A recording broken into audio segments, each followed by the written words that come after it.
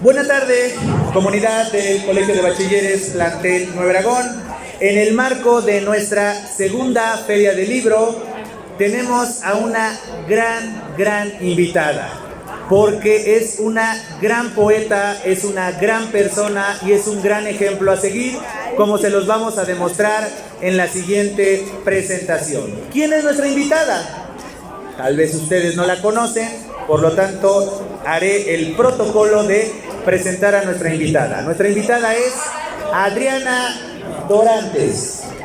Nació en la Ciudad de México en 1985, el mítico año 1985 en la Ciudad de México.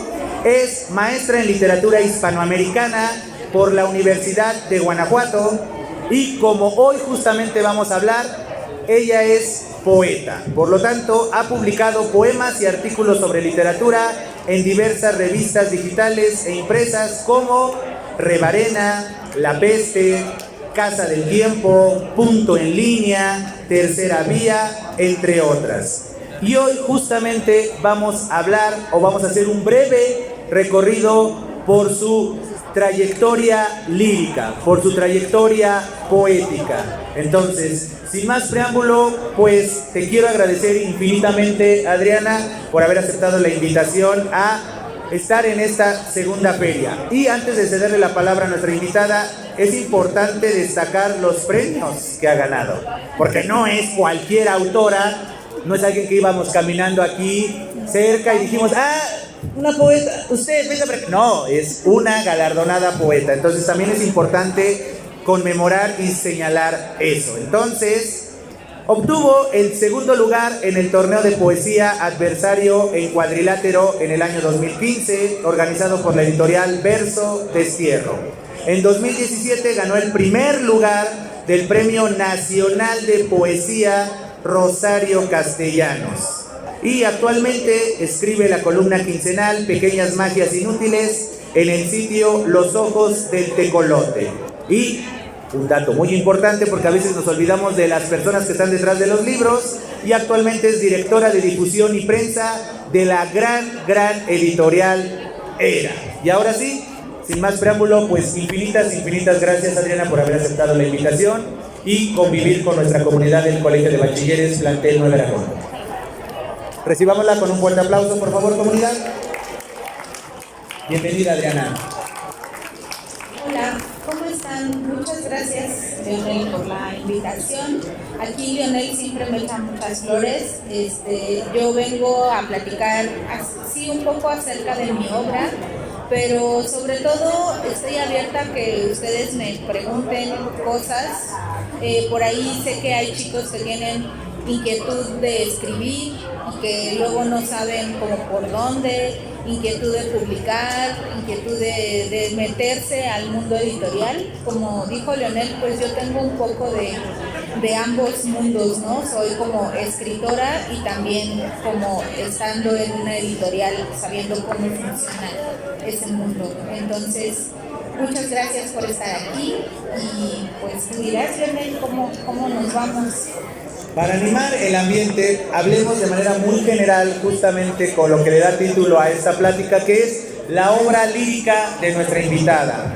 Justamente como nos acaba de mencionar Adriana, ella tiene un gran don, que desde mi perspectiva es un gran don, que es el conocer ambos lados de la lectura, ambos lados del texto. Es decir, ella es autora, pero también ella conoce el mundo de la lectura. Muestra de ello es que en muchas de las composiciones que podemos encontrar en los libros que tienen ustedes frente a sí, hay ese reconocimiento a la tradición, ese reconocimiento a las escritoras que las antecedieron, ese reconocimiento a los tópicos, a los títulos, a los versos de autores y autoras que pertenecen a una tradición que nuestra invitada respeta. Entonces es algo muy encomiable. Por ejemplo, uno de los textos que tiene, que ustedes lo pueden ver aquí, editado por la Universidad Autónoma Metropolitana, justamente va de eso, esas dudas, esos elementos, esas incertidumbres, esas sensaciones, no se olvidan de dos elementos que rodean siempre a la literatura: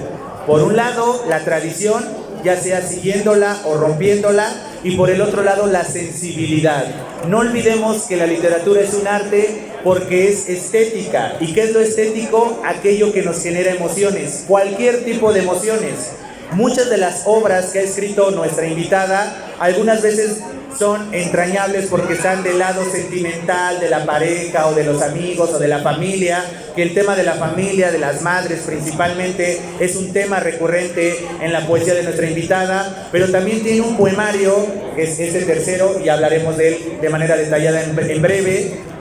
Habla de situaciones de sentirte inconforme contigo mismo, producto de los señalamientos de las modas, de las tendencias, de lo que nos quieren enjaretar en la mente, que son las medidas, los estándares de belleza que nos hacen sentir un vacío, que es justamente el nombre o el adjetivo que maneja nuestra autora. Entonces, algo que yo destaco de tu obra, Adriana, es justamente el respeto a la tradición.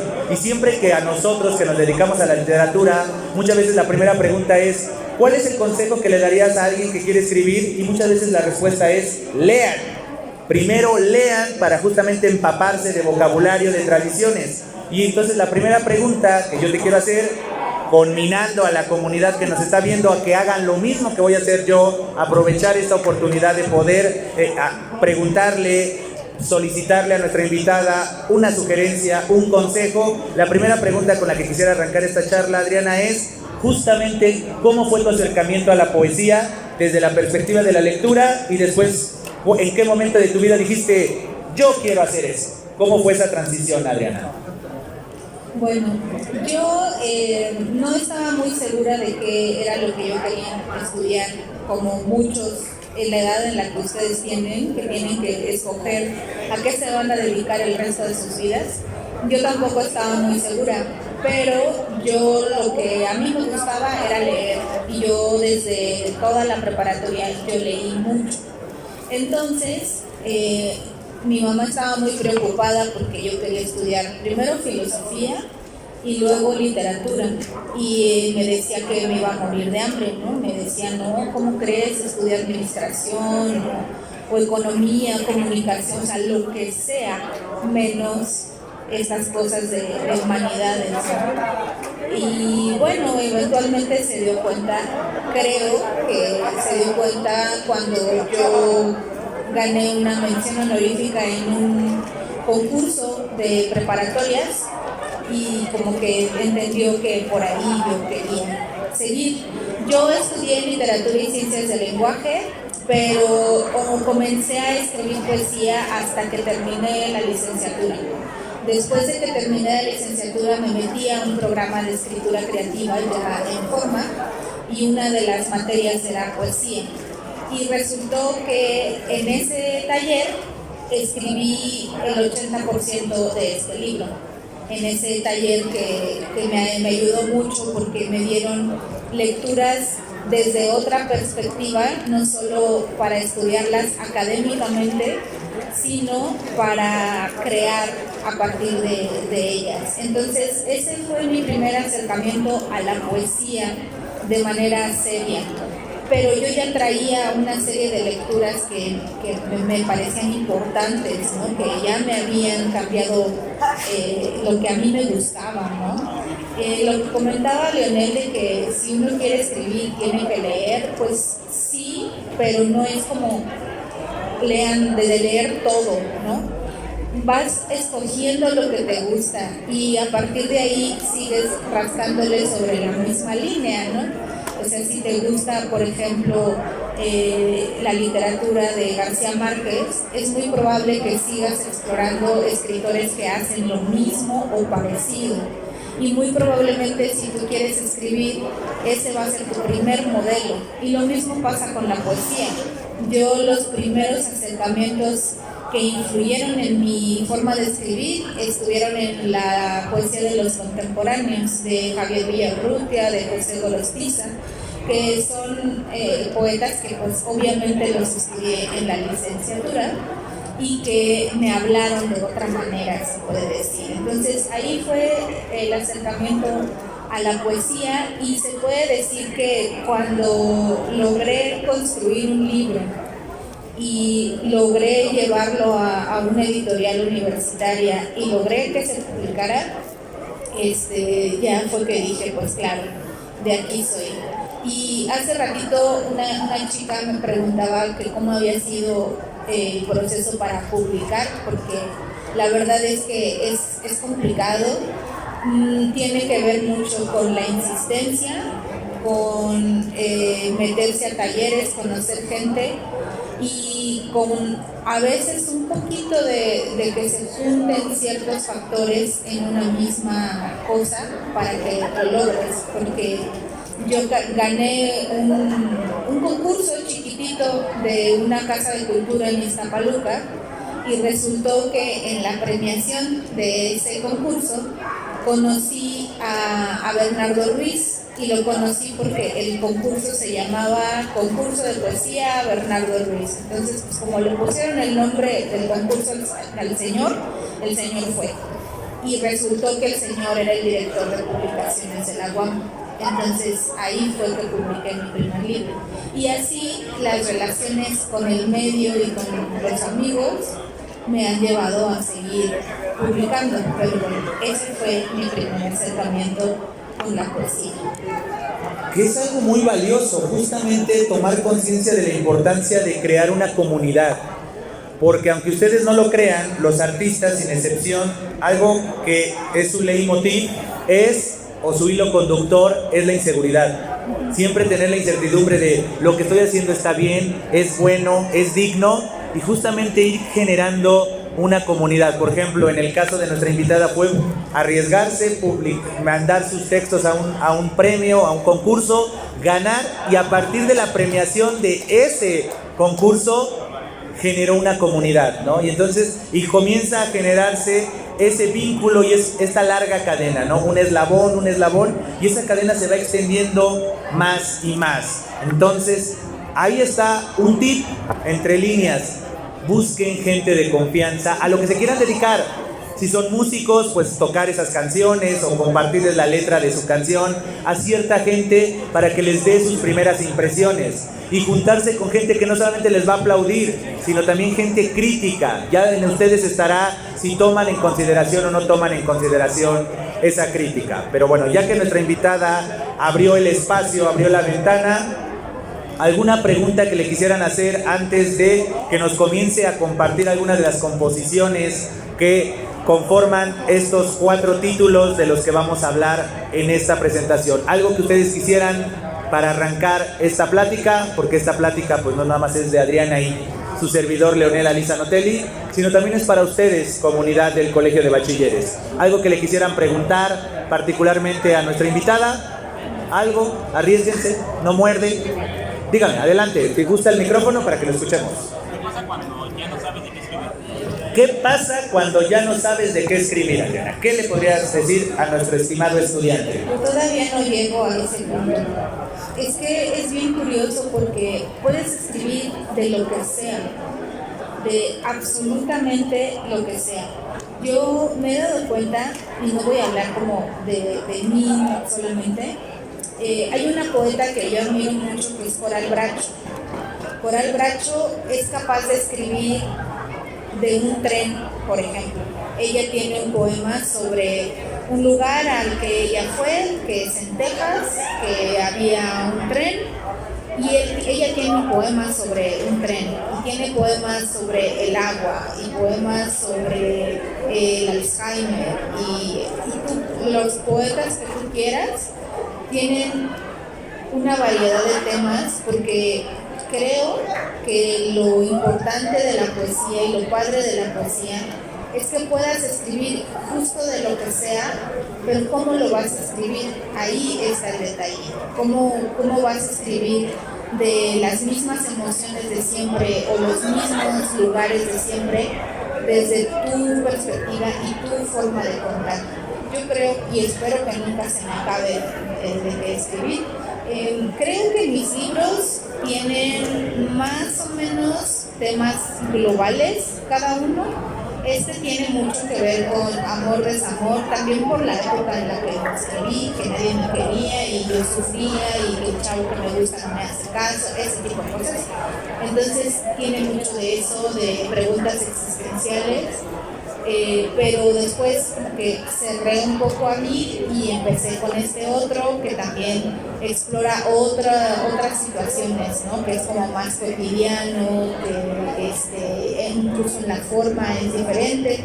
Que ya les contaba a Leonel, que tiene mucho que ver con la estética, con los cuestionamientos sociales, sobre por qué tenemos que ser o vestirnos o vernos de cierta forma porque así nos lo dice la sociedad.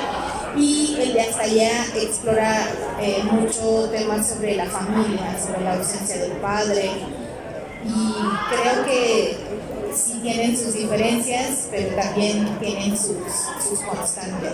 Entonces, pues hasta el momento no se me ha acabado y creo que el mundo tiene suficiente material para que no se acabe. ¿Alguien más quiere preguntar algo? ¿Algo más? Pregunten antes de que nos aproximemos a las composiciones de nuestra invitada para que conozcan justamente este estilo del que yo les estoy mencionando. Entonces, ¿alguien más que quiera preguntar algo? Aprovechen el momento. No siempre tenemos a Adriana en nuestra cotidianidad. Aprovechen. Algo, arriésguense. Seguramente te van a preguntar cuando acabemos la charla, estoy seguro. Sí, no pasa nada. Perfecto, pues entonces, ¿qué te parece, Adriana, si nos compartes la lectura de una composición de tu primer poemario? Justamente que tiene que hablar con el amor y el desamor. Obviamente los estudiantes del Colegio de Bachilleres Plantel Nuevo Aragón son amados siempre, persona a la que se le acercan le dicen que sí, ellos no viven eso, pero les vamos a presentar esas situaciones. ¿Qué te parece si nos regalas el placer de escuchar una de tus composiciones de Quien Vive, que es justamente el título de este poemario? Entonces, presten atención y perciban, no olviden que la poesía es musicalidad, la importancia de la palabra justa, precisa, y por el otro lado el mensaje. La poesía, a pesar de darle importancia a los sonidos, no deja de darnos un mensaje. Entonces, Adriana, ¿con qué nos vas a deleitar? Bueno, les voy a leer que se llama Despertares Trémulos, que es como existencial, ¿no? Y por ahí tengo en No habrá puerta de salida unos de desamor también, machín, que son para llorar. Dice: amanezco entre la hierba y recorro un páramo interior mientras el sol termina de pulverizar el sueño.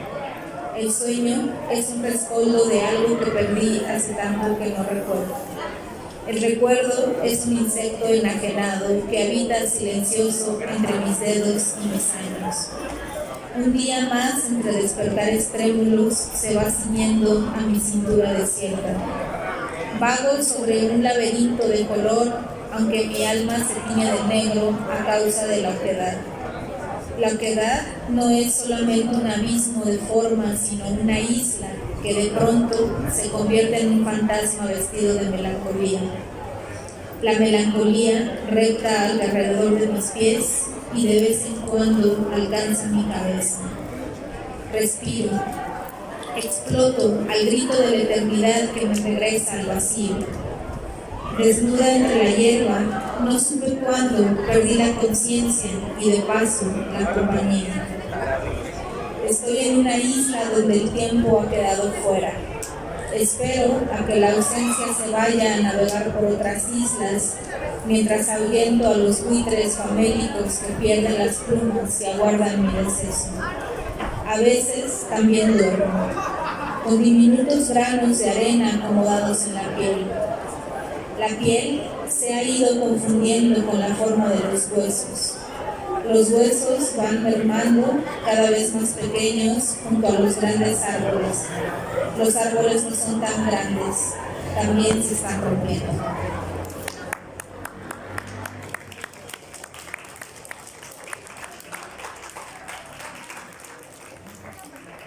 ¿Qué te parece ahora, Adriana, si nos compartes una de las composiciones del siguiente poemario, el que tú gustes? Justamente este poemario que es, como bien decía nuestra invitada, un tanto más existencialista. Es decir, no significa que el de quién vive, que hasta desde la pregunta ya se escucha una tradición incluso ya cristera, revolucionaria, de quién vive, y a partir de esa respuesta podía costarte la vida, y no. Justamente el No habrá puerta de salida es el título de este segundo poemario, y otra vez escuchen las palabras, este ir y venir de sustantivos y adjetivos y en consecuencia verbos, que justamente nos da el mensaje del yo lírico. Quien está detrás de ese yo lírico es nuestra invitada Adriana Dorantes. Adelante, Adriana. Pues voy a leer este que se llama Segundo Prometeo, está chiquito. Cuando el dios robó el fuego, no sabía que habría de pasar el resto de sus días en la cima, cumpliendo un castigo eterno. Con el destino y la faz de un segundo Prometeo, cuando yo amé, tampoco lo supe. Habría de sufrir todos los días sin piel que me guardara, las manos atadas e impedida.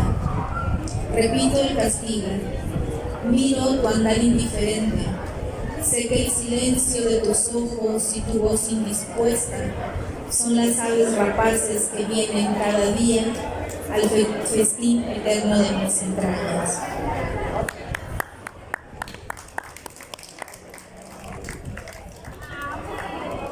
Y ahora démosle pie a un poemario que, como les decía, para mí es el de Knockout. Tal vez porque yo me siento identificado con el yo lírico, a pesar de que el yo lírico principalmente es femenino, pero los gorditos también sentimos y sufrimos. La costumbre del vacío va de eso. Justamente aquellos que no cumplimos esos estándares de belleza, esas medidas, que siempre tenemos que comprar tallas que muchas veces no quisiéramos comprar. ¿Por qué? Porque es la que nos queda, pero quisiéramos que la ropa se nos viera de cierta manera, que nos adentramos a dietas, y eso es justamente ese concepto de la costumbre del vacío, sentirte con hambre, pero en tu mente es más fuerte la voz de la sociedad que te dice, no, tienes que cumplir ciertas medidas.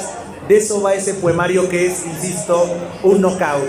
Un poemario que tiene diferentes perspectivas. El que habla desde su experiencia, después los datos estadísticos que son contundentes. Ustedes incluso, ahorita que estamos en el contexto de la política y campañas políticas de el 20%, dice, esos números tan tajantes, tan característicos de las ciencias exactas, principalmente de las matemáticas, son contundentes. Aquellos que van a tomar estadística o están tomando estadísticas porque van en sexto semestre, lo están entendiendo. La contundencia de los números estadísticos y justamente esos parámetros que a veces con los que nos miden son una tortura. Entonces, de eso va la costumbre del vacío. Entonces, por favor, Adriana, hónranos con la lectura de una de las composiciones de este poemario. Bueno, antes voy a dar como 2-3 palabritas de contexto. Este libro, yo cuando lo empecé a escribir, yo dije que este libro es muy reaccionario en cuanto a su forma y a su fondo, en cuanto a los temas como tal y a cómo está escrito, porque muchos me van a decir que eso no es poesía, y a mí me valió. Yo dije, pues esto para mí lo es, y justo como decía Leonel, tiene muchas cosas poco poéticas como los porcentajes, el peso, las cuentas. Tiene 3 apartados. A mí me gusta leer, cada que leo agarro uno de cada apartado, o sea, como que voy a leer una de estas partes que son hechos, testimonios o estadísticas.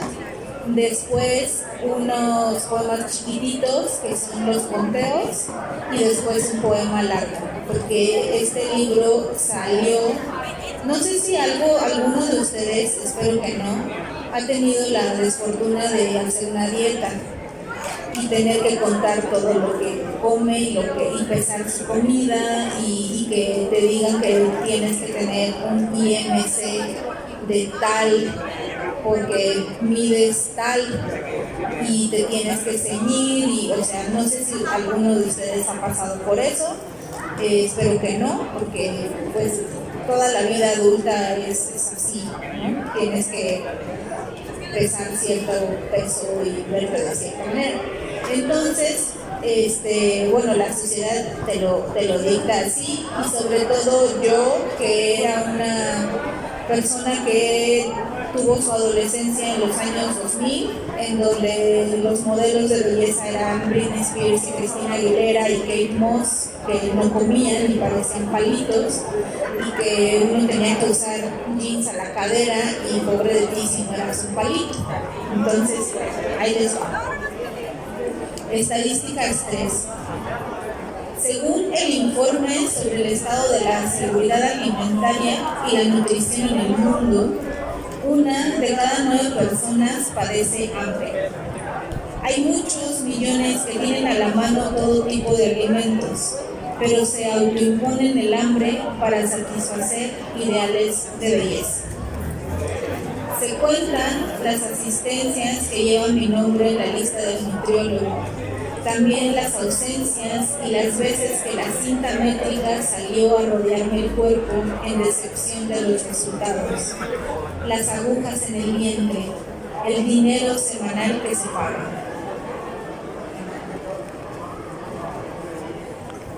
Son importantes las 5 comidas esenciales que se deben hacer en un día, ni una más ni una menos. Es fundamental respetar las porciones y las instrucciones.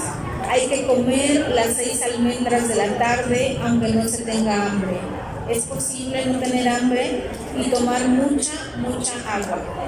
Excluir otros líquidos como café, té, jugos y caldos. Me pregunta el nutriólogo si he tenido ansiedad por comer. No, yo soy estoica y aguanto por semanas hasta que no aguanto y busco alimentos a altas horas de la noche. Pero eso no lo sabe, no se lo digo. No, todo va bien, le respondo. ¿Mareos? No, aguanto. Sé que si dejo de comer puedo perder 2 kilos en una semana. En las noches me pregunto cuánto peso extra me dará aquello pequeñito que no debía haber comido. A veces una rebanada de pan integral hace la diferencia. O quizá es la culpa la que me hace aumentar de tamaño cuando me paso de la cucharadita de aderezo light o de las 5 galletas en lugar de las 3 estipuladas cuidadosamente en las guías alimenticias. Parece increíble. La culpa tiene su peso.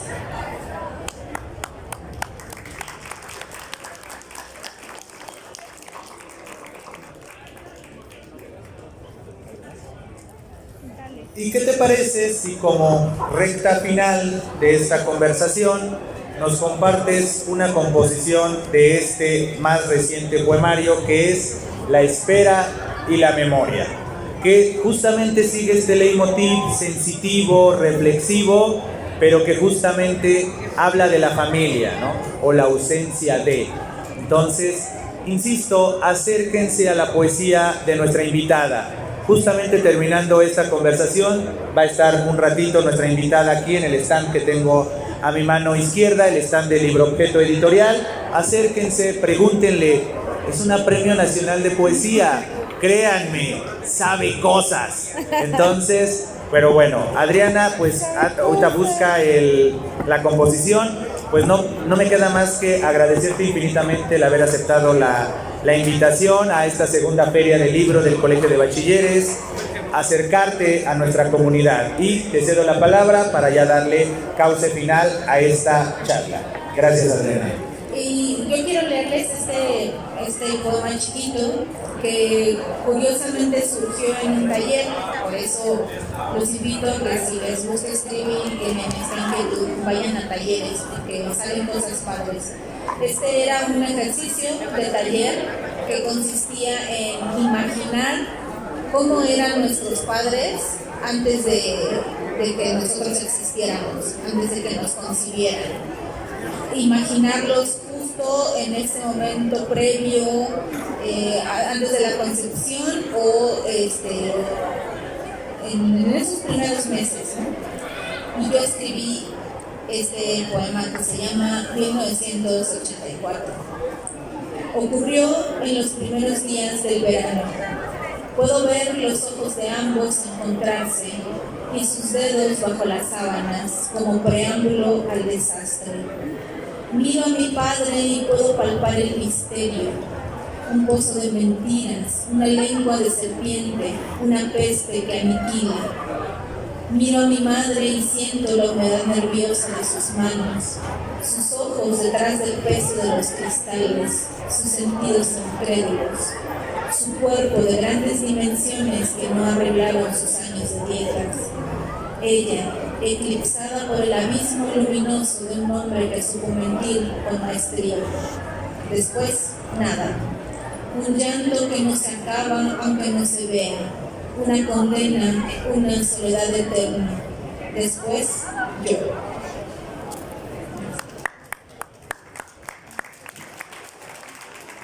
Este es un libro que habla mucho de la familia, sobre la ausencia del padre, que creo que es una constante en muchas familias mexicanas, el padre que llega y se va y nunca uno sabe qué pasó con él y desaparece. Entonces de eso se trata mucho este libro, y a mi mamá creo que no le hizo ninguna gracia, pero pues ya lo escribí.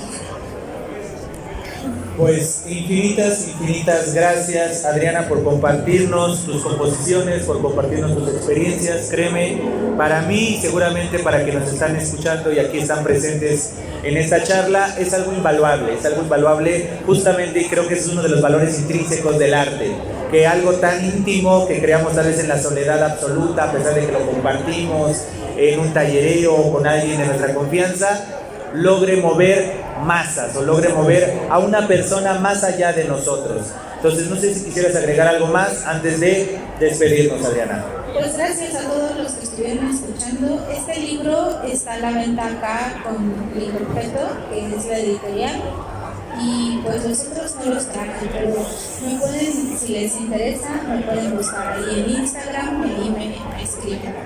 Muchas gracias. Un fuerte aplauso para nuestra invitada Adriana Dorantes. Infinitas gracias tanto a Adriana como a cada uno de ustedes por haber presenciado esta charla, la cual espero que haya sido tan valiosa para ustedes como lo es para nosotros.